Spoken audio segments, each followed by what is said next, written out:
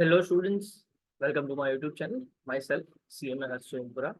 So ये video है short sums related to process costing. Process costing के related जो पास्ट ईयर्स में पेपर्स में जो पूछे गए सम्स है उसके लिए शॉर्ट सम्स के लिए वीडियो बना रहा हूँ। वीडियो स्टार्ट करने से पहले एक छोटे से रिक्वेस्ट, अगर आपको ये वीडियोस अच्छे लग रहे हैं तो please do like share and subscribe as possible. ठीक है, without wasting any time let's move forward. Start करते हैं सबसे जल्दी। ये प्रोसेस कॉस्टिंग है, पहला सम मैं थोड़ा अच्छे से समझा दूंगा, आराम से आ जाएगा, बहुत ही इजी है। थोड़ी प्रोसेस को समझ लेना, ठीक है। देखो, introduced units are 2000 into process. Process में 2000 यूनिट आपने इंट्रोड्यूस किए। कोई भी प्रोसेस, देखो ऐसा प्रोसेस अकाउंट होता है। प्रोसेस अकाउंट के अंदर क्या क्या बनता है? सबसे पहले पर्टिकुलर्स, यूनिट्स, पर्टिकुलर्स लिखा जाता है, यूनिट्स एंड अमाउंट लिखा जाता है। ठीक है, जितने यूनिट्स आपने इंट्रोड्यूस किए वो यहाँ पे लिखा जाता है। जितना नॉर्मल लॉस हुआ है वो हमेशा यहाँ पे क्रेडिट साइड पे ही लिखा जाता है। नॉर्मल लॉस हमेशा क्रेडिट साइड पे लिखा जाता है। क्रेडिट साइड पे भी पर्टिकुलर यूनिट्स एंड अमाउंट लिखा जाता है। ठीक है, हमेशा इस तरह से ही होगा। तो जितने यूनिट्स इंट्रोड्यूस किए वो यहाँ पे मैंने लिख दिए 2000। अब उन्होंने क्या बोला? Actual production is 1850। Actual production मतलब कि एक्चुअल जितने यूनिट्स आपने एक्चुअल निकले, प्रोडक्शन होके निकला, आपने प्रोडक्शन में डाला था 2000 यूनिट और आपके फिनिश गुड्स निकले। तो प्रोडक्ट प्रोसेस में गुड्स आता है तो डेबिट होता है, प्रोडक्शन से गुड्स जाता है तो क्रेडिट होता है। सबसे पहले यूनिट्स की कॉलम भर दो, यूनिट्स की कॉलम सबसे पहले भर दो। ये सबसे इजी काम हो जाएगा आपका, एकदम इजी काम। उन्होंने एक्चुअल प्रोडक्शन बोला तो यहाँ पे लिख दो by finish goods account. By finish goods account लिख दो सर जी। कितना लिख दो सर? 1850। यूनिट्स में मैं लिख रहा हूँ, जब अगर यूनिट्स बोला है तो यूनिट्स में मैं लिख रहा हूँ। यूनिट्स आए तो 2000 डेबिट टू यूनिट्स, या मटेरियल लिख सकते हो, it is up to you. Units introduce लिख सकते हो, it is up to you.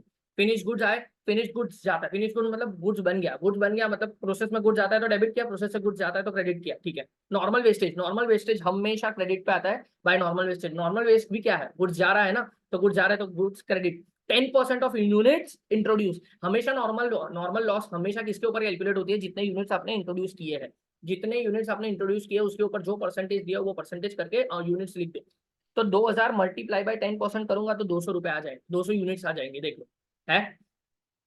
फिर उसके बाद बोला है each carrying units, each units carrying scrap value of ₹14 each. मतलब उन्होंने बोल दिया है कि स्क्रैप वैल्यू जो है 14 रुपीज। स्क्रैप वैल्यू किसके लिए होती है? नॉर्मल लॉस के जितने यूनिट्स है। तो नॉर्मल लॉस हो गया, लॉस हो गया तो उसको सेल करना पड़ेगा आपको।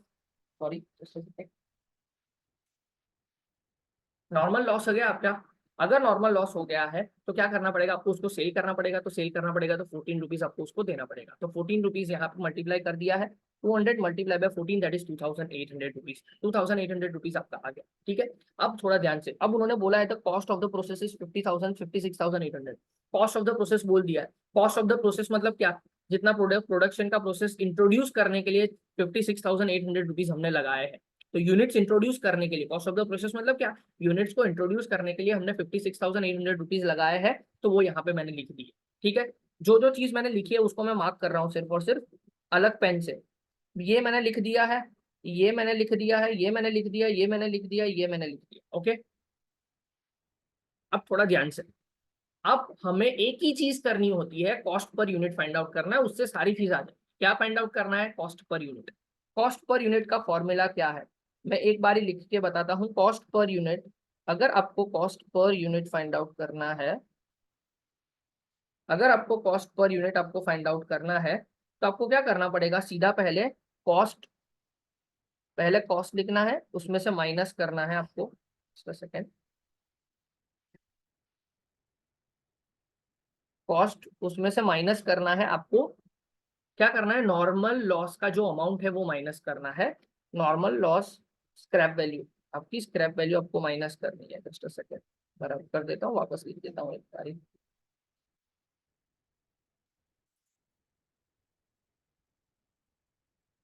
पर यूनिट कैसे आएगा? Cost less scrap upon normal units.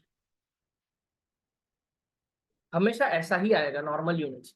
Cost minus scrap upon normal units, cost minus scrap upon normal units, ऐसा ही आएगा, ऐसा ही हमेशा आएगा। अब ये कैसे करना है आपको चेक? ये देखो यहाँ पे कॉस्ट पर यूनिट कितना है?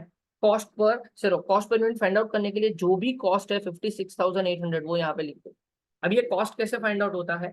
यहाँ पे जो भी खर्चा होता है डेबिट साइड पे वो लिखना होता है। ये हमने नहीं लिखा है अभी तक, ये तीन चीज मैंने लिखी ही नहीं है। ठीक है, तो अब कैसे आएगा, अब यहाँ पे कॉस्ट मैंने लिख दिया 56,800, उसमें से मुझे नॉर्मल लॉस का जो भी स्क्रैप वैल्यू मिला वो माइनस कर दो, 56,800 माइनस 2,800 डिवाइडेड बाय, आपको क्या करना है, जितनी यूनिट आपने इंट्रोड्यूस किए उसमें से नॉर्मल लॉस के यूनिट्स माइनस कर दें, कितने बचे, नॉर्मल यूनिट्स मतलब क्या, आपके जितने यूनिट इंट्रोड्यूस किए उसमें से नॉर्मल वाले नॉर्मल लॉस के यूनिट्स माइनस कर दो, जो बचे वो लिख दो। तो 1800 रुपये मैंने यहाँ पे लिख दिए, ठीक है। 56,800 minus 2,800 divide by 1800 that is 30 rupees, 30 रुपए का आपका कॉस्ट आया। 30 रुपए का कॉस्ट, जैसे ही कॉस्ट पर यूनिट 30 रुपए आया, यूनिट्स का कॉलम पहले क्लोज कर दो। सबसे पहले प्रोसेस अकाउंट में यूनिट्स का कॉलम आपको क्लोज करना है।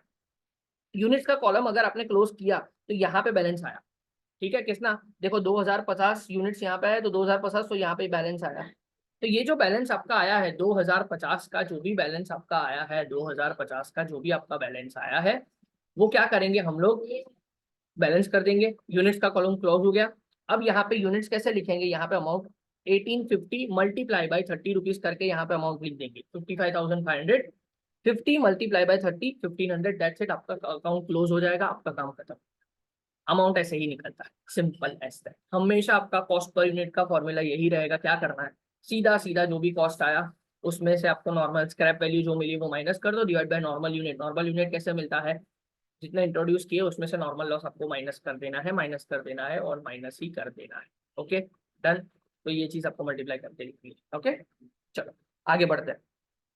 सेम सम है यहाँ पे भी, देखो क्या बोला है, 100 units are introduce in a process at a total cost of 30,000। Units introduce, units आए तो प्रोसेस में डेबिट मैंने कर दिया 100 यूनिट और 30,000, 30,000 बोल दिया उन्होंने। नॉर्मल लॉस इज 15%, यूनिट्स का कॉलम भरना है, 15% किसका, 100 यूनिट का 15% मतलब 15 rupees.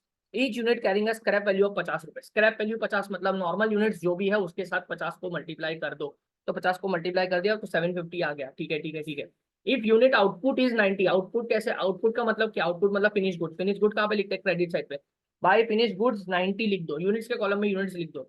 What will be the value of abnormal gain and what is the normal cost per unit, ठीक है। ये सब कुछ नहीं करना है आपको, अमाउंट अमाउंट भर देना है तो आपका काम हो जाएगा। अब क्या करना है, सीधा सीधा देखो यूनिट्स जो है, यूनिट्स के कॉलम का आपको क्लोज करना है। सबसे पहले यूनिट्स का कॉलम का क्लोज करूंगा 105 105 105, तो एब्नॉर्मल गेन आ गया यहाँ पे, ठीक है। लॉस आता है तो यहाँ पे आता है, एब्नॉर्मल गेन आता है तो यहाँ पे आता है, ठीक है। अगर यहाँ पे 5 यूनिट आ गए मतलब यूनिट्स का कॉलम क्लोज हो गया। अब आपको कॉस्ट पर यूनिट का फॉर्मूला लगाना है। कॉस्ट पर यूनिट का फॉर्मूला क्या होता है, cost minus scrap value, cost minus scrap value, ठीक है। कॉस्ट माइनस नॉर्मल लॉस वाली स्क्रैप वैल्यू, हाँ नॉर्मल लॉस वाली scrap value divided by units minus normal units, simple. यहाँ का कॉस्ट माइनस दिस 100 माइनस 15 तो 85, तो 344.11 जैसे ही आपका आंसर आया, सीधा सीधा एबनॉर्मल गेन का जो भी यूनिट्स है उसको 344.11 से मल्टीप्लाई करोगे तो 1720 आ जाएगा, और 90 को मल्टीप्लाई करोगे तो 30,970 आ जाएगा। 90 को किससे मल्टीप्लाई करना है, 344.11 से मल्टीप्लाई करना है। अगर यहाँ पे बाई एबनॉर्मल लॉस होता, अगर यहाँ पे बाय एबनॉर्मल लॉस होता तो मैं क्या करता, सिंपल सिंपल कुछ नहीं करता तो भी यही फॉर्मूला यूज करता, 344.11 ही आता। यहाँ पे जितने यूनिट होते उसको मैं मल्टीप्लाई कर देता 344.11, तो वहां पे जो भी नंबर आता वो लिख देता, और कुछ नहीं करना है। सबसे पहले यूनिट्स का कॉलम को आपको क्लोज करना है। यूनिट्स के कॉलम को क्लोज करोगे तो आपको मिल जाएगा या तो एबनॉर्मल गेन मिलेगा या तो एबनॉर्मल लॉस मिलेगा। कुछ नहीं करना है, कॉस्ट पर यूनिट आपको फाइंड आउट करना है। Cost per, normal cost per unit आपको अगर पूछे नॉर्मल कॉस्ट पर यूनिट कैसे फाइंड आउट करते हैं, जो भी खर्चा है उसमें से स्क्रैप वैल्यू माइनस कर दो, जितने यूनिट इंट्रोड्यूस किए उसमें से नॉर्मल लॉस वाले यूनिट्स माइनस कर दो, तो कॉस्ट पर यूनिट हो जाएगा 344.11। दोनों जगह मल्टीप्लाई करके लिख दो, आपका प्रोसेस अकाउंट भी खत्म हो गया, दैट्स इट। ओके चलो थर्ड वाला करते हैं। थर्ड वाले में सेम है, information related to H and N were as follow. सिर्फ यहाँ पे सिर्फ यहाँ पे अमाउंट यूनिट्स ही इंफॉर्मेशन दी है, अमाउंट है ही नहीं। एच की इंफॉर्मेशन उन्होंने यूनिट्स ही दिया है, नॉर्मल लॉस परसेंटेज दिया, इनपुट दिया, प्रोडक्शन दिया है। Find out each process abnormal loss and abnormal gain, मतलब सिर्फ यूनिट्स फाइंड आउट करके दो कि एबनॉर्मल गेन हो या एबनॉर्मल लॉस हो, तो यूनिट्स का अकाउंट बना दूं, प्रोसेस अकाउंट बनाया, दोनों के यूनिट्स का अकाउंट बनाया। देखो एच के यूनिट्स का अकाउंट बनाया मैंने, एच के यूनिट्स का अकाउंट बनाया मैंने, एच के यूनिट्स का अकाउंट बनाया, और फिर मैंने क्या किया, एच के यूनिट्स का अकाउंट बनाया, फिर मैंने एन के यूनिट्स का अकाउंट बनाया, ठीक है। H units and N units दो देख लो है, H unit and N units. अब थोड़ा ध्यान से देखो, एच में मैंने इंट्रोडक्शन किया, एच में अगर मैंने इंट्रोडक्शन किया तो कितना इंट्रोडक्शन किया है, 65,000 यूनिट्स का इंट्रोडक्शन किया है। तो एच की डेबिट पे मैंने 65,000 दिखाई है, एच की डेबिट पे मैंने 65,000 लिखा हुआ है। हाँ जी सर, एच की डेबिट पे मैंने, यूनिट्स है तो यूनिट्स का ही कॉलम बनेगा सिर्फ, और कुछ नहीं। फिर प्रोडक्शन, प्रोडक्शन का मतलब क्या, फिनिश गुड्स, प्रोडक्शन का मतलब क्या सर, फिनिश गुड्स। तो फिनिश गुड्स मैंने लिख दिया 58,900 रुपीज, 58,900, यहाँ पे मैंने लिख दिया 58,900 है। नॉर्मल लॉस कहाँ पे लिखते हैं, क्रेडिट साइड पे लिखते हैं, किसका, इंट्रोडक्शन का। तो 65,000 के ऊपर 8% मैं करूंगा तो 5,200 आएगा। हाँ जी सर आएगा। और अब यूनिट्स को क्लोज कर दो, 65,000 यहाँ पे ज्यादा है तो यहाँ पे नॉर्मल लॉस आ गया, यूनिट्स के कॉलम को क्लोज कर दो, तीन चीजें लिख दो ना, उसके बाद यूनिट्स के कॉलम को क्लोज कर देना है, तो जो भी आ जाएगा, क्रेडिट साइड पे आता है एबनॉर्मल लॉस, डेबिट साइड पे आता है एबनॉर्मल गेन आ जाएगा, दैट्स इट। एन वाला करते हैं, एन वाले में इंट्रोडक्शन कितना है सर, 37,500, यहाँ पे 37,500 लिख दिया। उसका फिनिश गुड्स कितना है, 35,700 लिख लो। फिर उसका नॉर्मल लॉस कितना है सर, 5% है, यूनिट इंट्रोडक्शन जितना किया उसका 5% करो, 1875, क्लोज कर दो, 75 would be your abnormal gain, that's it. 2 mark आपके पक्के हो गए, ठीक है। अब ये वाला सम सबसे इजी है, सबसे इजी सम है, थोड़ा ध्यान से देख लेना, आराम से हो जाएगा। The following information regarding the process is as under, process की इन्फॉर्मेशन दी है, उन्होंने बोला है कि first process, second process, third process, एक प्रोडक्शन हो रहा है, 3 प्रोसेस के थ्रू प्रोडक्शन हो रहा है, 3 प्रोसेस के थ्रू प्रोडक्शन हो रहा है। आपको बताना है कि कितने यूनिट इंट्रोड्यूस किए, उन्होंने बताया देखो, इंट्रोड्यूस यूनिट, वेस्टेज हुआ और फिनिश यूनिट हुआ। How many units are introduce to obtain 100 units in the final process, कितने यूनिट आपको इंट्रोड्यूस करने पड़ेंगे तो लास्ट में सी थर्ड प्रोसेस एंड होगी तब आपके एक 100 यूनिट आपके प्रोडक्शन होंगे, 100 यूनिट का आपका प्रोडक्शन होगा। कुछ नहीं करना है, जो मैं बोलूँ वो प्रोसेस फॉलो करो, आराम से हो जाएगा। क्या लिखो, तीनों प्रोसेस लिखो, पहले ऐसे 1 2 3 लिखो, ठीक है। उसके बाद कॉलम बनाओ इंट्रोडक्शन एंड फिनिश गुड्स का, इंट्रोडक्शन एंड फिनिश गुड्स का कॉलम बनाओ, थोड़ी थोड़ी जगह रखना नीचे। इंट्रोड्यूस कितना किया, 12,000 8,000 लिख दो, यहाँ पे 12,000 और 8,000, 12,000 8,000 लिख दो, 12,000 और 8,000 लिख दो। फिर 13,200 और 12,000 लिख दो, देख लो, सिर्फ मैं अमाउंट लिख रहा हूँ। फिर 9,600 एंड 8,000 देख लो। तीनों प्रोसेस में जो introduction and finish good, introduction and finish good, introduction and finish good जो भी था वो मैंने लिख दिया। पहले ये 3 चीज लिखी मैंने और कुछ नहीं किया। अब क्या करना है, उनको कितना प्रोडक्शन करना है सर, 100 यूनिट का प्रोडक्शन करना है, तो यहाँ पे 100 लिख दो, तो यहाँ पे 100 लिख दो, यहाँ पे 100 लिख दो, ठीक है, यहाँ पे 100 लिख दो। यहाँ पे मैंने 100 लिख दिया, प्रोडक्शन 100 का करना है थर्ड के लास्ट में, तो लास्ट में 100 लिख दो। अब क्रॉस मल्टीप्लीकेशन करते जाओ, 100 multiply by this divide by this 8,000, तो मतलब मैंने किया क्या होगा, 800 मल्टीप्लाई बाय 9,600 डिवाइडेड बाय 800, ये मैंने किया होगा, तो 120 आ गया। अब ये 120 जो आया वो यहाँ पे लिख दो, सिंपल, जो आया आंसर वो ऊपर वाले के लॉ लास्ट में लिख दो 20। अब क्रॉस मल्टीप्लीकेशन करो, ये 132 नहीं होगा अभी, ये 132 अभी नहीं होगा, तो 120 cross multiplication, 120 multiply by 13,200 divide by 12,000, तो आपका आंसर आ जाएगा 132। जो 132 आया उसको यहाँ पे लिख दो, 132 इंटू 12,000 डिवाइड बाई 8,000, तो 198, 198 को इंट्रोड्यूस करोगे तो आपका प्रोडक्शन हो जाएगा 100 यूनिट, दैट्स इट, आपका सम हो गया। इससे ज्यादा कुछ है नहीं, that's it, okay. And last some एकदम सिंपल सिंपल सा, जो भी था रिवीजन ही है, करवा रहा हूँ और कुछ नहीं है। देखो 4,000 units are introduce at a cost of 68,800 rupees, ठीक है।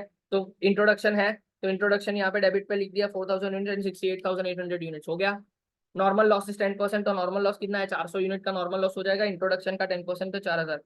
स्क्रैप वैल्यू बोल दिया है 10 रुपए, तो 400 को मल्टीप्लाई बाय 10 रुपए, दैट इज 4,000 रुपए का स्क्रैप वैल्यू हो जाएगा। If actual unit output is 3640, actual unit of output कहाँ पे लिखते हैं हम, क्रेडिट साइड पे बाय फिनिश गुड्स लिखते हैं 3640। अब यूनिट्स का कॉलम मैं क्लोज करूंगा, what will be the abnormal gain, ठीक है, कुछ नहीं करना है, अब यूनिट्स का कॉलम आपको क्लोज करना है, यूनिट्स का कॉलम क्लोज करो, क्या आ जाएगा 3640 प्लस 400, तो 4,040, 4,040 माइनस 4,000 तो 40 आ जाएगा। अब आपको कॉस्ट पर यूनिट निकालना है, कॉस्ट पर यूनिट किससे निकलेगा, 68,800 माइनस 4,000 डिवाइडेड बाय 4,000 माइनस 400, तो 3,600, तो 18 रुपये आ जाएगा, 18 रुपये आ जाएगा। दोनों जगह पर 18 को मल्टीप्लाई करो यूनिट्स के साथ, तो आपका आंसर आ जाएगा, दोनों का टोटल कर दो, खत्म कर दो, दैट्स इट, ओके। तो ये आपका सम्स थे, ये आपके कुछ शॉर्ट सम्स थे, और एक लास्ट वाला एक छोटा सा सम है जो इजी है, आपको समझ आ जाएगा आराम से। देखो, प्रोडक्शन ऑफ प्रोसेस 2125, मतलब ये प्रोडक्शन दिया, प्रोडक्शन दिया है तो कहाँ पे लिखेंगे हम सर, यूनिट्स में क्रेडिट साइड पे लिखेंगे। सर अगर प्रोडक्शन दिया है तो मुझे यूनिट्स के क्रेडिट साइड पे लिखना पड़ेगा, प्रोडक्शन है ना ये तो।